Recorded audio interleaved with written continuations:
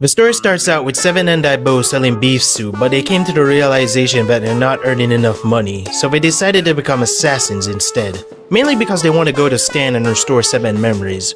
Oh yeah, and pay the bills and rent too. So after failing all of his classes in Daibo's university, Seven earned himself a master's degree in assassination and was given his first stealth mission, which went terribly wrong. After escaping the angry mob and bumping into a Stanian research robot, Seven asked if the Stans have technology in order to restore someone's memory, but the robot replied with a yes and then attacked Seven because he has some sort of mysterious token. So after Seven had some anime protagonist moment, the Stanian robot was then killed by a mysterious girl wearing a mask, and then the robot head blow up. Oh yeah, and then Seven and Daibo open up a barber shop. So some time has passed and Seven was hired by these talking cat people. I guess chicken aren't the only animals in this series that can talk. Anyway, the leader of the cat group told Seven to go stab out the eyes of the leader of the dog group, and Seven wholeheartedly complied, but he kinda commented that it was kinda messed up. And after some skillful infiltration that no other character would be able to pull off in this series because Seven is just that much of a badass, he came face to face with the leader of the dog group, Mad Bark. And then afterwards he got the ever-loving daylight beaten out of him. Oh yeah, and he activated his anime power, but it doesn't really matter because he still got beaten. Anyway, Mad Bart revealed his very sad backstory about how him and the cat leader, Meow Kitty, were dating at one point, but they broke up because Mad Bart realized that cats and dog, can't have kids. And then Seven left, but not without giving the dog some really good advice. Stop living like you're in some poorly written romance novel and eating dog shit! And after that, he turned into Mad Bark and sung a song to Meow Kitty for some reason. Until Seven was attacked by the mysterious girl in a mask because she thought he was Mad Bark. And even after learning who he really was, she still tried to murder the poor guy. The two of them fight for a little bit, Seven destroys her mask. Whoa, what a babe! And then they had the best kiss in all of anime history. Woo! Yeah, baby! That's what I've been waiting for. That's what it's all about. Woo! Until she gets tired of it and kicks Seven right in the balls. But still, you gotta show respect where respect is due, because not many people can keep on standing after getting hit in the nuts like that. I salute you, Seven, for sacrificing your future children for the sake of one kiss. May the goddess of good fortune smile upon you. Anyway, things happen, Xiaofei show up and flex, and then Plum Blossom 13 runs away. And that's it for this episode, I suppose. Because the next episode was really freaking weird. Mainly because Seven was hired by this old lady named Chairman Jiang to find some kind of guy who collects underwear. So they deemed him a pervert and now they want Seven to go and kill him. Oh yeah, they also had some Dragon Ball fight scene as well, because this lady literally did the Kamehameha. And that's literally it. Nothing important really happens in this episode. I know this is my first time doing a recap on a show, but I'm pretty sure all of you watching this are saying that I'm doing a terrible job. Anyway, we move on from an episode about an old lady to an even older lady. And not just any older lady. A gangster older lady, because she's out in the streets scamming people for every single money that they have. Anyway, Seven turned into a box to try and ambush this lady, but he got folded really quick. Like, he literally got folded.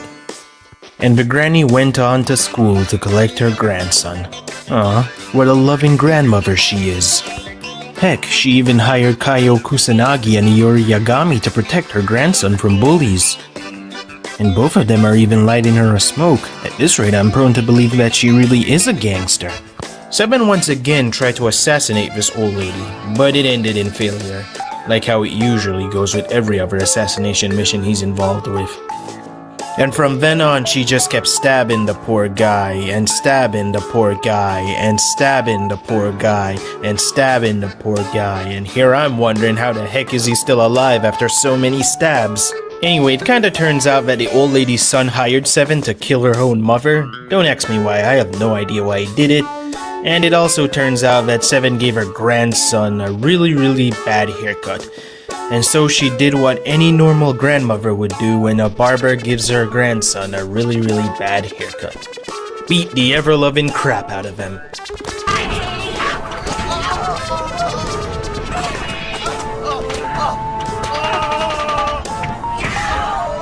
Afterwards, Daibo tried to shoot the grandson with a bow and arrow gun thing. Then the granny tried to shield her grandson, and Seven stepped in and saved both their lives. It makes you wonder, why did the old lady's son hire Seven to kill his own mother anyway? Crap. That's kinda dark. He wanted to kill his mother for insurance money. Damn, that's really kinda dark. Anyway, kids, don't kill your mother because you want insurance money. Anyway, we go on to the next episode about a girl named Cola who hired Seven to kill her, but before Seven can complete these tasks, he has to complete her bucket list first. Another assassination attempt doomed to failure.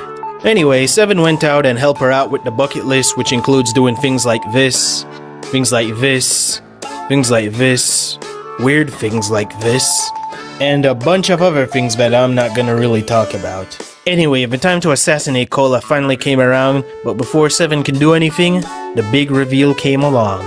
And boom, it was revealed that she has cancer. And then we got a glimpse of her sad backstory, and Seven was like, alright, I'm not gonna bother kill you anymore. Here's a doctor I know. Go see him. He can cure anything. And the episode ends there. This kinda makes me wonder, how is she gonna pay him in the first place anyway? Anyway, next episode, Seven was hired by the island coast guard named Uncle Chen, mainly because 3 submarines were approaching Chicken Island. So he wanted Seven to infiltrate the biggest submarine and eliminate the captain. But this time, Seven got paid upfront with a lot of... okay, maybe not that many amount of cash. Hey, at least he can probably purchase his next meal with that amount of cash, right? So after an epic transformation sequence, Seven turned himself into a fish and began his infiltration mission, which almost got him killed and eaten. And then he came face to face with the captain of the submarine, a pirate that goes by the name of Captain Jack, who also tried to eat him. Then Seven reverts back to his human form and get his butt handed to him once again. I swear, he's a punching bag for every single character in this show. Afterwards, Seven here got untied and Captain Jack said that Seven looked very familiar. Soon afterwards, we got a flashback and we heard one of the greatest quotes in Scissor Seven history. I was just about to get my money, you Naruto background character! Soon afterwards, Seven gave some kind of motivational speech about Uncle Chen. Then Captain Jack must have said something like, if you make me move, I'll leave. And Seven made him move by, like, jump scaring him or something. And then Captain Jack was like, whatever, I wasn't even gonna attack the island, I was just passing by. And the episode ends. But who cares? The next episode starts out with everything that we can possibly ask for. Fan service. Good old fan service. Yeah. Seven and Daibo got hired by some rich lady because her husband is cheating on her, and they were told to cut off his, his balls. So he doesn't cheat again, I suppose. And so, Seven began his assassination mission with infiltration as his first goal. But first, he has to get through one of the best characters ever created in anime history. Hida-chan! Or as I like to call him, Hida-chan! And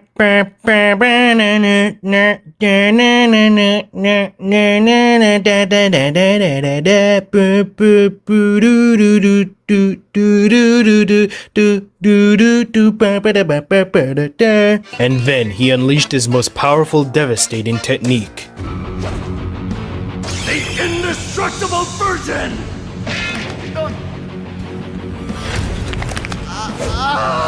And then he proceeded to beat the ever-loving crap out of him. And the target escaped, and Hida-chan used this technique called 7-day locked on Seven, where he's like stuck to his back for 7 days, and he can't let go of him. He dropped the soap. And Plum Blossom 13 showed up and tried to kill Seven once again, and Seven tried to rizz her up, but it failed and she got annoyed and left. You don't have to be such a simp, Seven. And then Hida-chan and Seven sat down at the edge of the beach and they have a heart-to-heart bromance moment until they were interrupted by a missile launching at them. And Seven tried to run away, but Hida-chan, being the Chad that he is, undo the 7-day lock and stop the missile with his body. His indestructible virgin body. What a Chad. And then this guy emerges out of the robot, and Seven's out here looking fabulous. Seriously, he should keep his hair like that throughout the entire series. Oh yeah, and don't worry about Hida-chun. In the next episode, he was rescued by Xiao Fei in his Giga Chad form. Giga Chad saving a Chad. What a beautiful sight. Anyway, the guy that came out of the robot is called the Princess Stan, and he went up to confront Seven because he thought that he stopped the missile. And then he scanned his face and he saw that he's a 100% match for someone who's like an enemy of the Stanians or something like that. And so he attacked Seven. Anyway, soon afterwards, Xiao Fei came in and saved Seven's behind once again. And it turns out that the Princess Stan came to the island to steal some kind of energy crystal thingy. And without this energy crystal thingy, the island would likely get destroyed or something. And with Seven not really being around, it was now up to the citizens of Chicken Island to protect their country, or island, whatever you want to call it. But it didn't really end well for some of them when they tried to fight the Prince of Stan. And the only person who did damage to him was Cola because she kissed him on the cheek or something. If only the FBI existed in the Scissor Seven universe. And then Seven got a cool sword from Daibo and he came in to save the day and save the island from the Prince of Stan because he's stealing the energy crystal thingy. And then the sword broke the next episode. And then Plum Blossom 13 showed up again, but this time she came to kill the Prince of Stan, but it didn't work the first time. And then Seven tried to rizz her up once again, which failed. And then Xiao Fei showed up in his Giga Chad form to fight the Prince of Stan, and then it leads to all three of them teaming up. And it was going well until he activated his Kill a Kill form where he has to get more naked in order to get more powerful. And then the table has turned. Until Plum Blossom 13 made some type of barrier, Seven pushed her out of the way and ambushed the Prince of Stan from behind, used his chi scissors on him the same way Piccolo used his special beam cannon on Goku and Raditz. And the Prince of Stan still didn't die, all because he has a gorilla heart in his chest. And I would question this logic, but then I remember this is a show where animals can talk and turn into muscular men, so I decided not to. As Seven lay unconscious, near the edge of death, with his friend Xiao Fei desperately trying to heal him, he had a dream about his past, about who he was before any of this all happened. He dreamt that he was on a battlefield, at the edge of a cliff, trying to protect someone, a woman, for some unknown reason.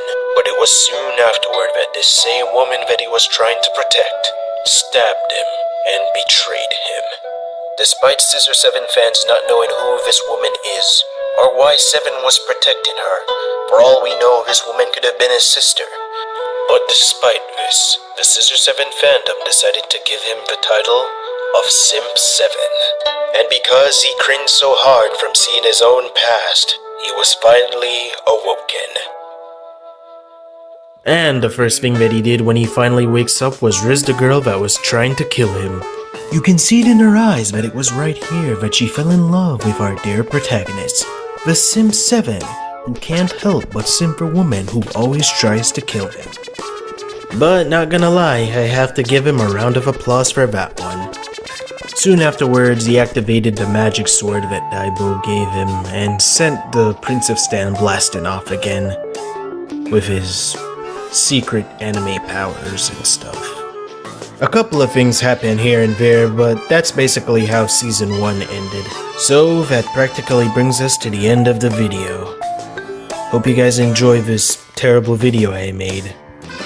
Until next time, I suppose. Later. Oh yeah, and subscribe and like the video. That helps out too.